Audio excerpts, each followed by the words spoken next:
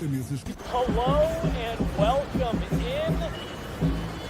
Please do not leave your luggage unattended on the station.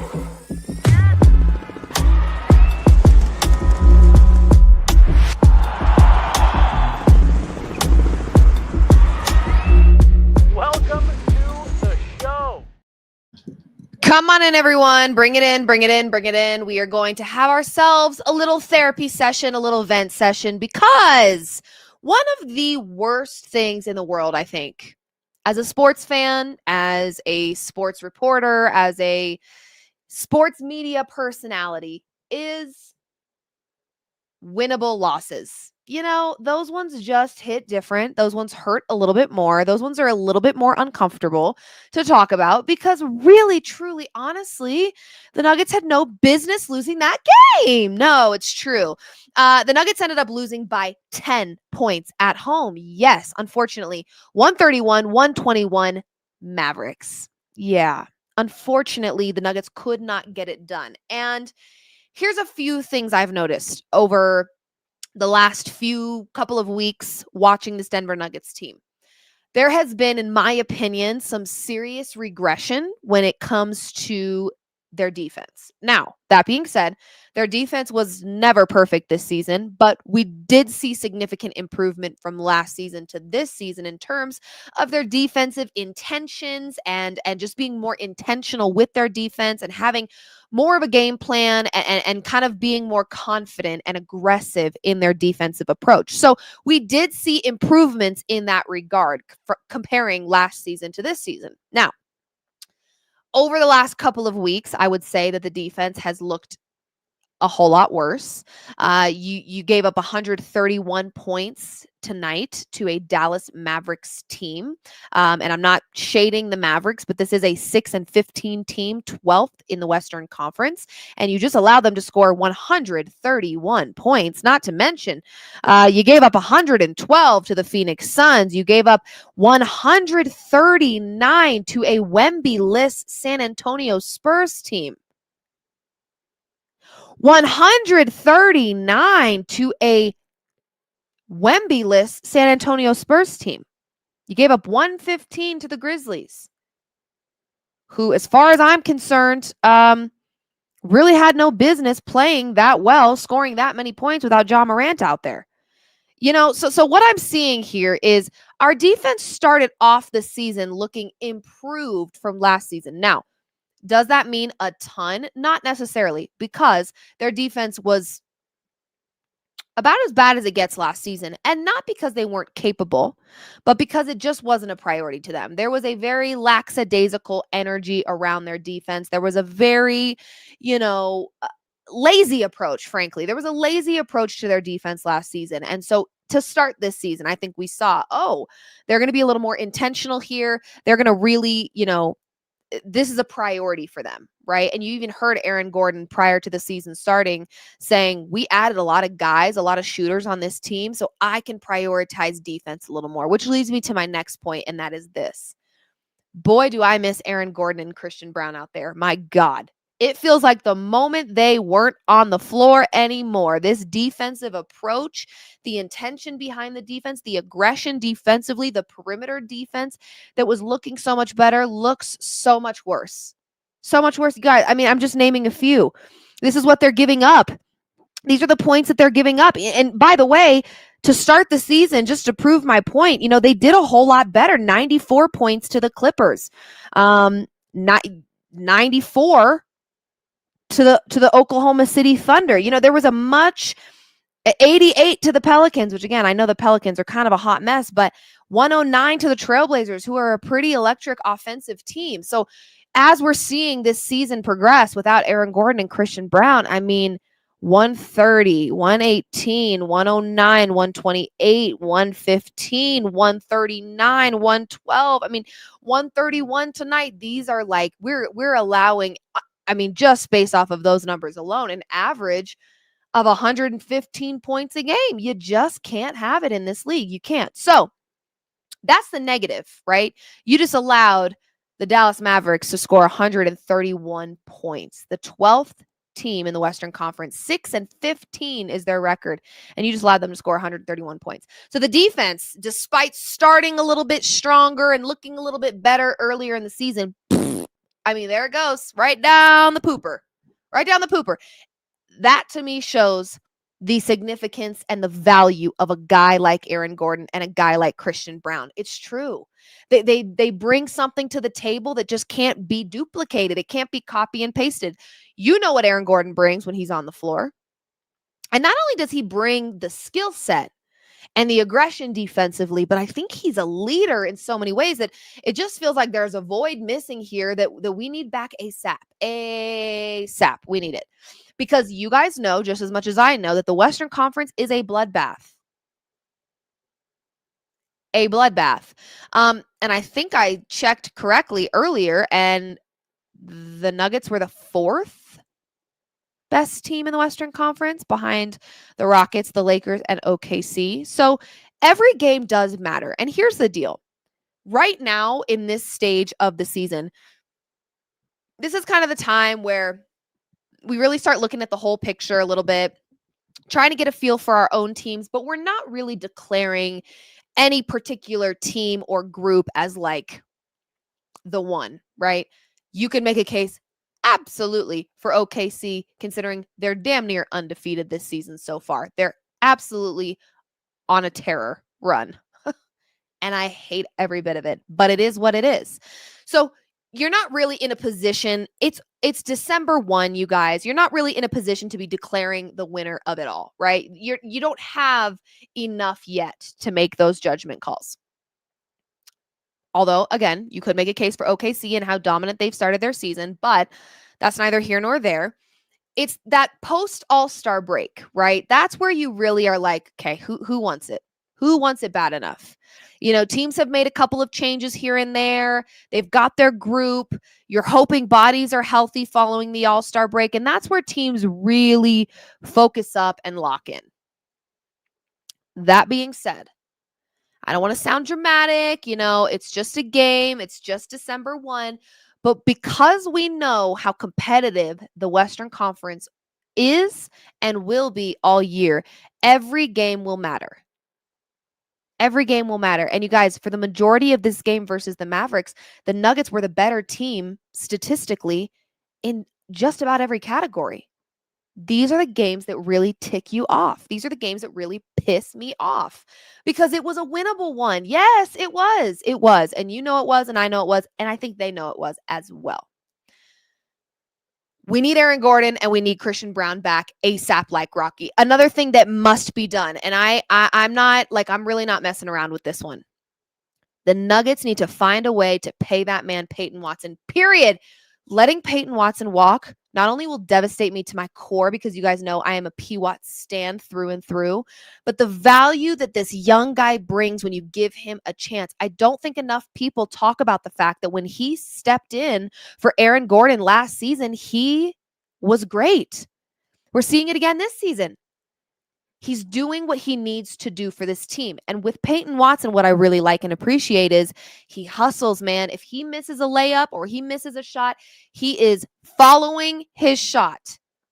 He is fighting for that rebound. He is swatting. He's blocking. He's attempting steals. He's really, really hustling out there, which is exactly what this Nuggets team typically is desperately in need of come playoff time. They're gassed. They're tired. They're struggling to keep up from a pace perspective. Peyton Watson to me is a valuable member to this team. I think his teammates respect him. I think he respects his teammates. I don't think anyone has a problem with him in that locker room, and he plays hard and he plays tough.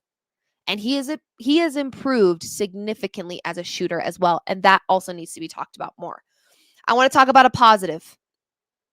This to me was a game that showed Spencer Jones's value. You know those guys you have that come off your bench once in a blue moon. You're not really sure, what was the thought process behind paying a guy like this. There's times where I still question that with Najee. No disrespect to him, but I don't think they utilize him enough to keep him. And in the moments where he does get an opportunity, and rightfully so. He doesn't really rise to the occasion as much as I would like, but also I can't knock him for that because if he's not getting minutes, you can't expect him to grow as a player.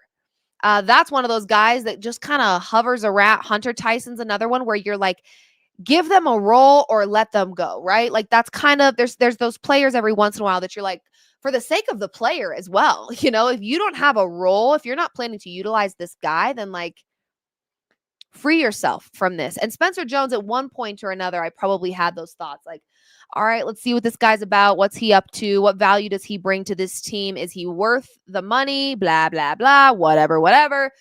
Then he gets out there tonight and he really makes some awesome plays and very timely plays. And he played with aggression. And I was like, okay, I'm not sure this is a guy that clocks a lot of minutes in the playoffs. I'm not, that's not where my brain goes. But my brain does go to, hey, he is a guy that can come off of our bench and keep us in the positives here. He was making some big plays. So this to me was a Spencer Jones has value game where I really got to see it and I really paid attention to it a little bit more. Nikola Jokic is a freak of nature. That we know, that we talk about, but I'm going to talk about it again. Nikola Jokic being a center. That's the element of this that also makes it just a million times more impressive. It's already impressive just as is. But it makes it a million times more impressive that he is a center averaging a triple-double with nearly a 75% true shooting percentage. Jesus! I mean, this guy, it's unbelievable. And honest to goodness, my mind will be blown if Jokic continues to play this way and he is not awarded the most valuable player of this season. It will blow my mind because what we get to witness on a nightly basis with Nikola Jokic is not normal. And we've become kind of numb to it. We've kind of normalized what he does because he does it with such a effortless nature. And he himself is so casual about it. And he himself is so calm about it that we too have kind of just downplayed almost what Nikola Jokic does and how special he really is. We need to stop doing that immediately. This man tonight, I mean, I already knew he was going to be putting up some insane numbers all night long, just in the first 5 minutes of the basketball game. Because you can just tell with Jokic when it's like, oh God, here he goes again.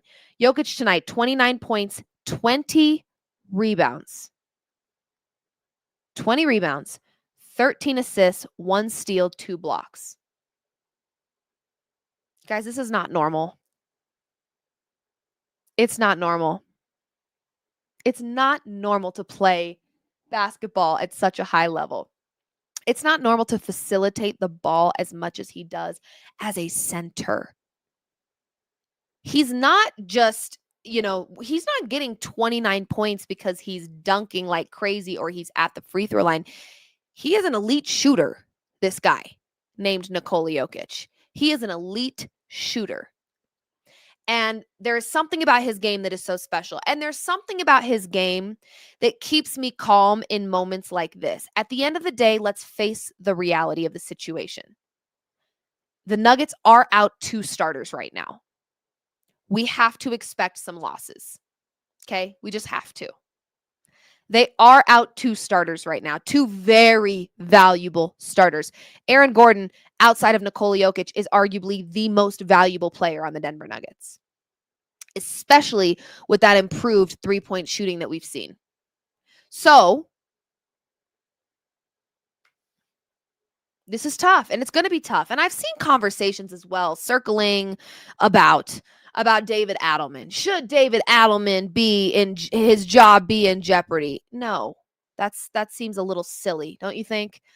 Considering he's out 2 starters. Yeah, no, I think some of the best coaches in the NBA without, their Jaylen Brown and their Derek White would struggle. Come on, let's be real. Christian Brown and Aaron Gordon are very valuable in this starting lineup. So Jamal Murray walking himself to the locker room. Okay. We might be out 3 starters, depending on how bad that ankle sprain is. There is only so much. Now, let's look at the positive. Let's try to find the positive in a winnable loss. I know. It's very hard to. I trust me, I get it. I'm not thrilled about this either, guys. I'm actually pretty peeved off about it. That being said, this does give our bench more opportunities to play, to get some minutes, to gain some confidence, to improve, which will prime and position the Nuggets a little bit better for that depth to come in clutch and handy during the postseason. We have seen many times through 7 games in a series in the playoffs where the difference maker was the bench. We've seen it 1,000,001 times. So if you're looking for a positive here, it's this. Our bench is getting minutes, valuable ones.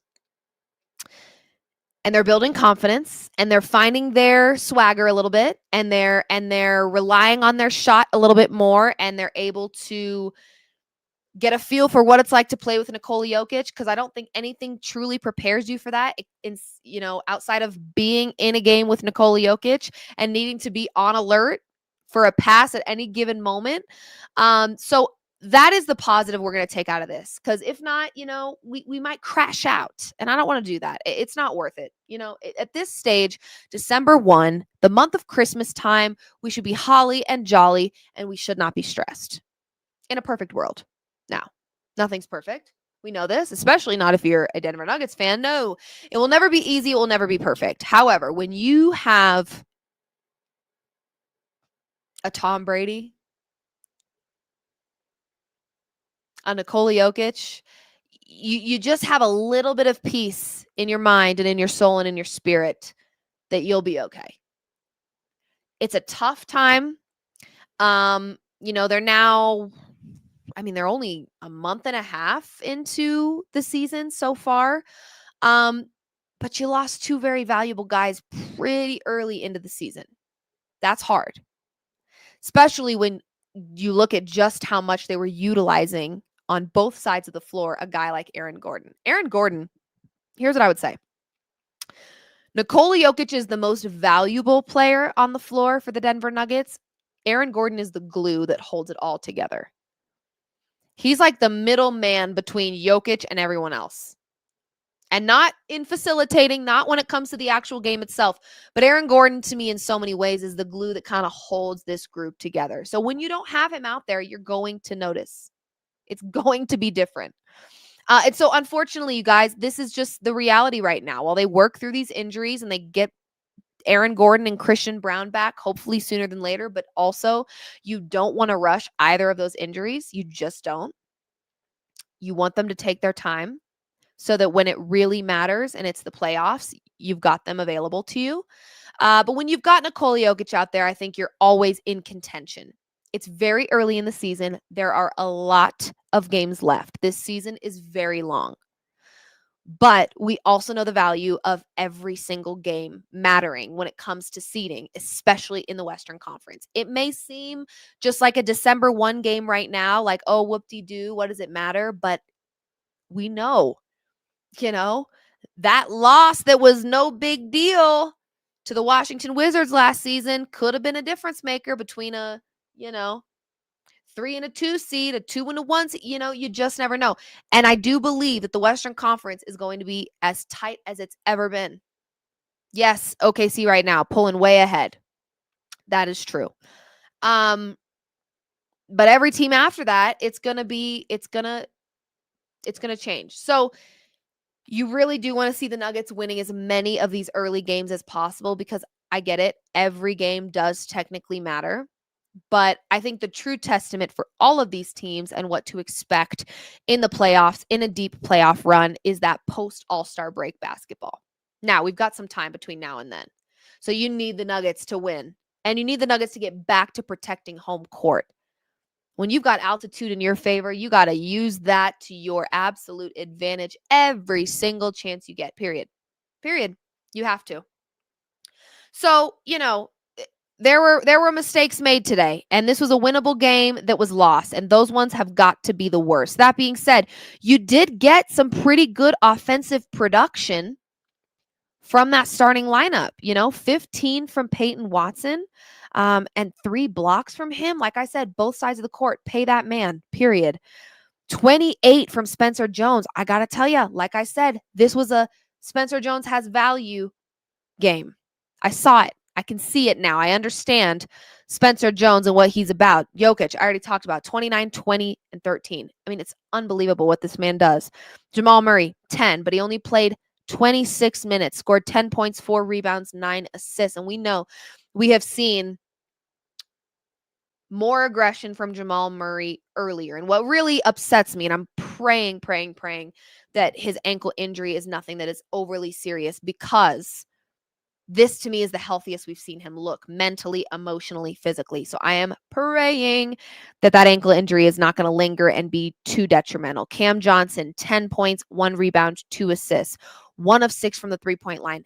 I do want to see Cam Johnson heat up more from that 3-point line.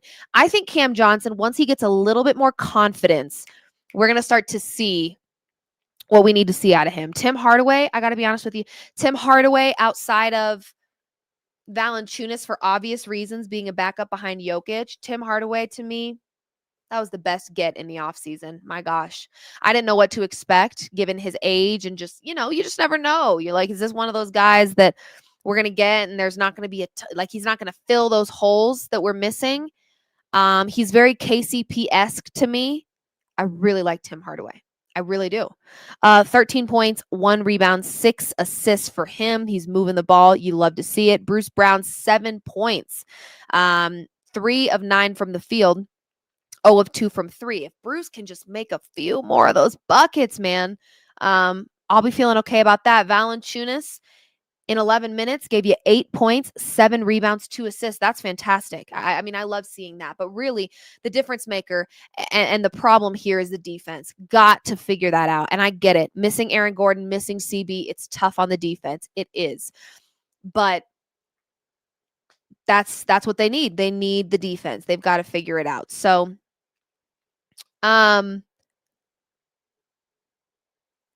do you think we should trade for a defensive winger or a backup PG? Because at this point, it seems like a trade is on the table. My answer is probably backup PG. Backup point guard. Because like I said, I do think the defense gets better when you've got AG back. I mean, automatic upgrade there defensively. The backup point guard is a big problem, in my opinion. I mean, I'm the wrong person to ask, because I would have never gotten rid of Russell Westbrook in the first freaking place. Truly, I wouldn't have. Now, I think it's a little too late. I think that ship has unfortunately sailed, because sorry guys, it appears my curls are actually turning into a dreadlock on the back of my head. Just excuse me for a moment. This is why I hate this damn curly hair. I mean, it will literally turn into a dreadlock from morning to night. I'm over it. Yeah, I wouldn't have gotten rid of Russell Westbrook in the first place. So I'm the wrong one to ask, because that to me freaking still to this day ticks me off. I mean, you watch what Russell Westbrook is doing right now. It's like, hello, come on. And it was very easy for the media to spin it. Oh, he thinks he's worth more than he is. Oh, he wants to be a starter. No. It was our front office that told him, don't pick up your options. So he didn't. And why would they tell him that? I don't know. And maybe there was a little bit of a tumultuous relationship between Russell Westbrook and the rest of that locker room. I don't know. Maybe there was.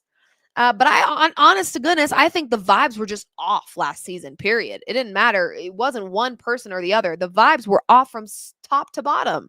Our front office and our head coach couldn't even get along for the majority of that season. So,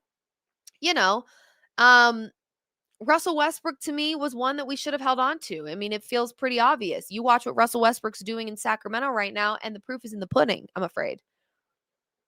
It's that simple. You watch what Russell Westbrook did versus the Denver Nuggets just a short little bit ago. The proof is in the pudding. There's not much else to say there. So I would say backup point guard, yes. As much as I love Bruce Brown, I just don't think you're getting enough out of him. And gosh, you got to relieve Jamal Murray of his duties. I mean, the dude is he's doing his thing, but he can't do it alone. So my answer would be backup point guard. And I would say a trade for the Denver Nuggets is not off the table. I think you have to be pretty serious about winning a championship this year.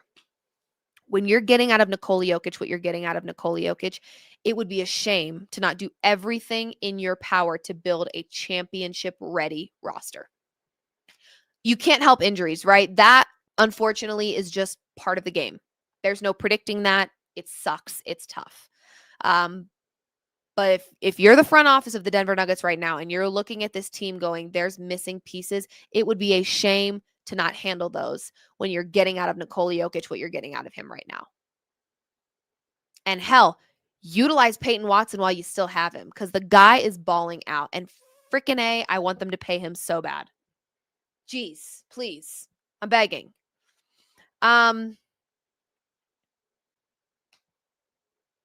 That's it, guys. There's really nothing else to say. Quick, short, easy little post-game live because at the end of the day, the defense was the problem. I actually didn't mind what our offense was doing tonight. You're going to have misses. Your three's not always going to land. 3-point shooting tonight was a little stiff. It was a little stiff. I'd like to see a little bit more from the 3-point line. 1 of 4 from P. Watt. Spencer Jones lighting it up, 4 of 6 from the 3-point line. Jokic 3 of 10. I mean, he took a lot of 3-point shots and did not hit very many. That's 30%. 2 of 3 from Jamal, but we know he kind of left for a bit, only played 26 minutes because of that ankle. I mean, you'd only had 1 3-pointer from your bench, and that was Tim Hardaway. But he had 6 attempts. So the 3-point shooting, there was a little bit of desperation in this game where they were just launching them, and I was like, frick. Ugh, bleh. I mean, seriously, like, gosh. And the thing that's hard is that sometimes they are lighting it up from the 3-point line. So you do want to take those shots. I'm not discouraging them from taking the 3-point shot throughout the game, but this was just this should have been a pretty easy dub for the Denver Nuggets. So you take the L, you take it on the chin, and we move forward. We keep on keeping on, okay? But also understanding that missing AG and CB is absolutely a problem. It is. Hell, we know that, and we know the value they bring. So it is a problem. And you hope and pray you get them back ASAP. But in the meantime, the Nuggets need to remember just how much a game here on December 1, a game there on December 3, 4, 5, whatever. It's early. No. You got to win these games. You have to. If you care about seeding at all, you better win these games because the Western Conference is a bloodbath. It's a war zone in the Western Conference. So, do with that what you will. But I love this Nuggets team. I think this Nuggets team has exceptional talent. I just think, we're really, really getting to see the value of Aaron Gordon, Christian Brown. How valuable are those guys? Well, you're seeing just how valuable. The defense, holy frick. We got to cut it out, guys. 131, 128, one this, one that. I mean, we're allowing an average of what feels like 175 points a game. Let's get it together quickly. So defense, they're capable of it. That's the thing. It's really just, are you playing defense intentionally? Are you aggressive? We can't just depend on Aaron Gordon to be an aggressor defensively. Everybody's got to step up. So, I'll end with this. A trade for the Denver Nuggets wouldn't shock me. It feels like they're right there. You know what I mean? Like they've got so many good pieces, but they're missing one piece. And it feels like that one piece is a backup point guard. I could be wrong, but that's how it feels. So there is a world in which a trade is not out of question for Denver. So just keep your eyes on that. But in the meantime, they got to get back to protecting home court and get back on a winning streak ASAP. ASAP, ASAP. I think that concludes this post-game live reaction show with myself, Liv Moods, following a loss to the Dallas Mavericks, 131-121 Dallas, unfortunately, and really the defense was the problem. So, story of our lives as Denver Nuggets fans, but I have faith in this team. I do. I feel like this is a year where Denver really could win it all, but it starts now, right? Building good habits starts now. So that come playoff time, those habits are muscle memory. And you can just hoop. You don't want to have to think about the little details, the ins and the outs, the X's and the O's. Let's start establishing that now, right? But, just another day being a Denver Nuggets fan. It is what it is. It's an L. It sucks. We move on. We keep pushing. So I am signing off for now. Thank you guys so much for joining this post-game live reaction show. We're probably going to pump the brakes a little bit on some of these post games and really, really amp things up following that All-Star break. You guys know it's just a completely different league after that All-Star break. Like, that's where it's really like, okay, it's go time. We're no more messing around. It's time to put our foot to the gas pedal. So we're going to really amp up those post-game lives then. And, in the meantime, you guys will hear my thoughts and my opinions and my different takes on this Denver Nuggets team. But for now, I think we just keep on pushing. Jason, thank you for joining. David, thank you for joining. KKYE, I don't know. That's a lot of letters and mumbo jumbo. Jordan, Laura, thank you guys so much for joining me tonight. I appreciate you as always for tuning in, and go Nuggets, right? Regardless of the L, we love this team. They're a great basketball team. They've just got some kinks to work through, and some of which are out of their control. We really, really will be feeling very differently, I would imagine, when Aaron Gordon and Christian Braun are back. But you also want them to take their time. So just a little bit of a waiting game here and kind of building good habits with the team that you've got, letting that bench get some valuable minutes and playing time so they can build up their confidence. And hopefully in a week from now, all smiles and we're coming off of a win streak. Okay. So we're going to keep on keeping on, but love you guys tons. Thank you so, so much for hanging with me tonight. We'll see you very, very soon. And as always, go Nuggets.